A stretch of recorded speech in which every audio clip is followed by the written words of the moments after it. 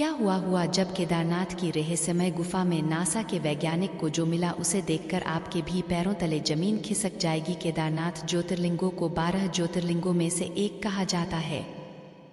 यह पहुंचना आसान नहीं होता, लेकिन भक्तों के अंदर उत्साह हो तो वह किसी न किसी तरह अपने भगवान को प्राप्त कर ही लेते हैं। हाल ही में 10 मई से केदारनाथ की 2024 यात्रा शुरू होने वाली है, लेकिन कुछ समय पूर्व केदारनाथ की यात्रा का निरीक्षण करते हुए कुछ वैज्ञानिक ने एक रहस्यमयी गुफा खोज निकाली। यह रहस्यमयी गुफा गौरीकुंड से केदारनाथ की ओर किलोमीटर की चढ़ाई के बीच प्रकट हुई है। लेकिन इस गुफा के प्रकट होने का जो चमत्कार आज की वीडियो में हम आपको सुनाने वाले हैं, उसे जानकर आपके भी हो छोड़ जाएंगे। किस तरह भगवान ने एक नास्तिक वैज्ञानिक को भी अपना भक्त बना लिया और वह हमेशा हमेशा के लिए सनातन का बनकर रह गया। आगे बढ़ने से पहले बाबा केदारनाथ के सच्चे भक्त इस वीडियो को लाइक करके कमेंट बॉक्स में जय श्री केदार जरूर लिखें। दोस्तों, केदारनाथ की यात्रा शुरू होने वाली है और भक्तों के 7 लाख से भी ज्यादा रजिस्ट्रेशन हो चुके हैं। यानी इस साल पिछले कई सालों के मुकाबले औसतन ज्यादा भीड़ रहने वाली है, जिसके लिए बहुत ज्यादा जरूरी है कि यात्रा के मार्ग को सुरक्षित किया जाए और उसका सही तरह से निरीक्षण हो।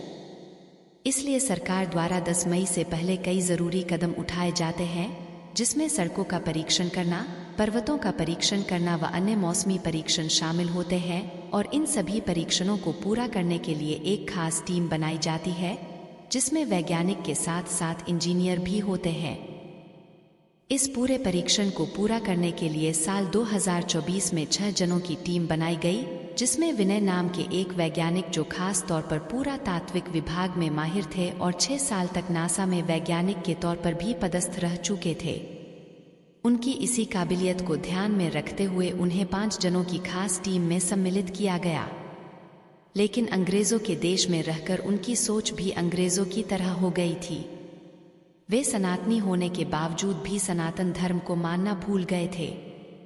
उनके लिए विज्ञान ही सब कुछ हो गया था और विज्ञान को ही वह अपना भगवान मानते थे। लेकिन कहते हैं ना, जब भगवान की लाठी पड़ती है तो आवाज नहीं आती, लेकिन दर्द भरपूर होता है। विनय जी को जब केदारनाथ की यात्रा का परीक्षण करने के लिए टीम में शामिल किया गया तो अपनी ड्यूटी समझते हुए उन्होंने भी हामी भर दी। लेकिन उनका उद्देश्य भगवान के प्रति भक्ति भाव बिल्कुल भी नहीं था। वह केवल वैज्ञानिक दृष्टि से परीक्षण करने वाले थे। इसके बाद 5 विशेषज्ञों ने गौरीकुंड से चढ़ाई शुरू करी। उन्हें रास्ते में एक एक बारीक जानकारी इकट्ठा करके सभी पर परीक्षण करना था और रिपोर्ट तैयार करके सरकार को सही चढ़ाई का आश्वासन देना था। विनय जी अपनी टीम के साथ गौरीकुंड से ऊपर चढ़े और देखते ही देखते कुछ घंटे में उन्होंने पहला पड़ाव पार कर दिया। इसी बीच रास्ते में कोई भी तकलीफ नहीं थी। तभी आगे बढ़ते बढ़ते सभी वैज्ञानिक ने अपना अपना काम बांट लिया और विनय जी को पहाड़ का परीक्षण करने की जिम्मेदारी मिली। वे लगातार ऊपर चढ़ाई करते जा रहे थे और पर्वतों की जांच भी कर रहे थे, लेकिन उन्हें इस बात का अंदाजा नहीं था। आज बाबा केदारनाथ उन्हें बहुत बड़ा चमत्कार दिखाने वाले थे। विनय जी का उद्देश्य भगवान के दर्शन करना बिल्कुल भी नहीं था। वे लगातार अपनी ड्यूटी निभाते हुए ऊपर चढ़े जा रहे थे। जब उन्होंने तकरीबन 10 किलोमीटर की चढ़ाई पूरी कर ली थी, तब तक उन्हें किसी भी पहाड़ में कोई भी शंका नहीं दिखाई दी। लेकिन तभी उनके कानों में अचानक से ध्वनि सुनाई देने लगी। वह ध्वनि ओम की प्रतीत हो रही थी। इसके बाद विनय जी उस आवाज का पीछा करने लगे। वह आवाज उन्हें पहाड़ की रहस्य में गुफा तक ले गई, जो बहुत ज्यादा विशाल और रहस्य से भरी लग रही थी। जब सब उस गुफा के अंदर पहुंचे तब उन्हें एक बहुत विराट आकार का शिवलिंग दिखाई दिया, जो भगवान केदारनाथ के स्वरूप का प्रतीत हो रहा था। और उस शिवलिंग के पास एक दिव्य साधु महाराज ध्यान अवस्था में मौजूद थे। तो विनय जी को यह बात समझ नहीं आ रही थी आखिर केदारनाथ चढ़ाई मार्ग के बीच कितनी बड़ी गुफा है, तो इसके बारे में लोगों को आज तक क्यों नहीं पता चला। उन्होंने उन साधु महाराज को ज्ञान अवस्था से जगा दिया और उन साधु महाराज से पूछने लगे, आखिर यह गुफा यहाँ पर कितने समय से है। तब उन साधु महाराज ने कहा, यह गुफा तो आदिकाल से ही यहाँ मौजूद है, लेकिन आज तक इसे कोई देख नहीं पाया।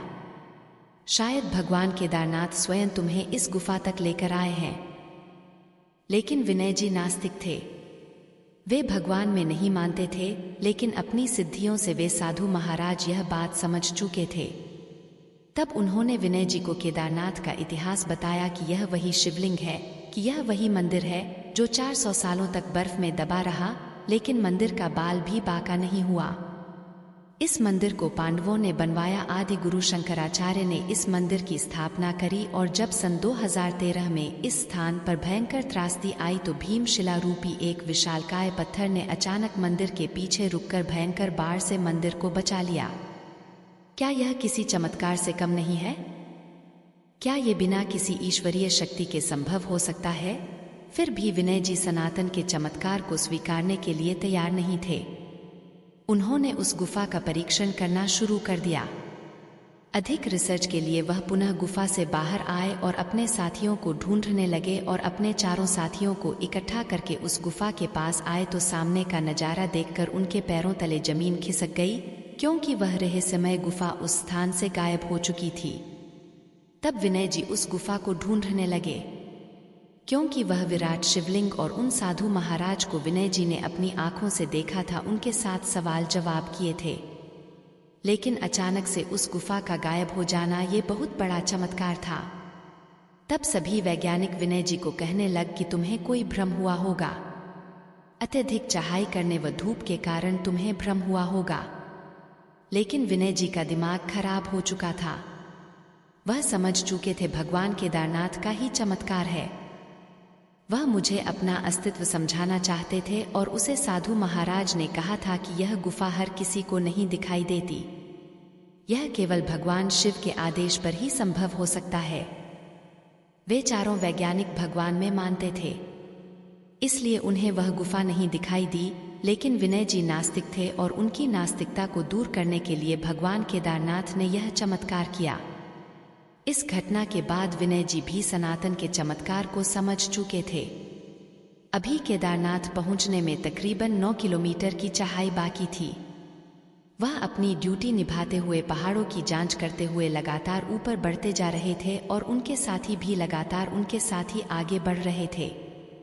पूरी यात्रा निरीक्षण के साथ साथ पूरी करने में उन्हें तकरीबन 16 घंटे का समय लग गया, लेकिन आखिरकार सफलतापूर्वक जांच पूरी करके वह ऊपर बाबा केदारनाथ के धाम पहुंच गए। जहां पहुंचकर विनय जी ने उन्हें साक्षात दंड प्रणाम किया, क्योंकि कपाट बंद होते हुए भी बाबा केदारनाथ में एक रहस्यमयी गुफा में साक्षात प्रकट होकर ज्योतिर्लिंग रूप में विनय जी को दर्शन दिए थे। ये बहुत बड़ा चमत्कार था और इससे बात साबित होती है कि महादेव अपने भक्तों में भेदभाव नहीं करते। अगर कोई भक्त राहों से भटक जाए तो उसे पुनः राहों पर लाने का काम भी महादेव करते हैं, इसीलिए उन्हें भोले बाबा कहा जाता है। दोस्तों, केदारनाथ अपने आप में ही एक चमत्कारिक स्थल है। इसे 4 धाम में से एक माना जाता है, लेकिन आज के दौर में हजारों श्रद्धालु बाबा केदारनाथ के धाम पहुंच रहे हैं। लेकिन सवाल यह उठता है, क्या उनका उद्देश्य दर्शन है या फिर प्रदर्शन? क्योंकि हम चारों ओर देखते हैं केवल मनोरंजन के लिए, दृश्य का आनंद उठाने के लिए वह पहाड़ों पर मौज मस्ती के लिए केदारनाथ धाम जा रहे हैं। क्या आपको नहीं लगता लोगों का उद्देश्य केवल दर्शन होना चाहिए? 4 धाम की यात्रा होना चाहिए? अपने विचार नीचे कमेंट बॉक्स में जरूर बताएगा और यह भी बताएगा क्या आप भी इस साल केदारनाथ जाने की सोच रहे हैं। अगर आपको भी यह वीडियो दिल से पसंद आई है तो लाइक जरूर करें और ऐसी ही सत्य चमत्कारी घटनाएं रोजाना देखने के लिए हमारे चैनल को सब्सक्राइब करके बेल आइकॉन को प्रेस करना ना भूलें। अभी के लिए आप सभी दर्शकों को हर हर महादेव।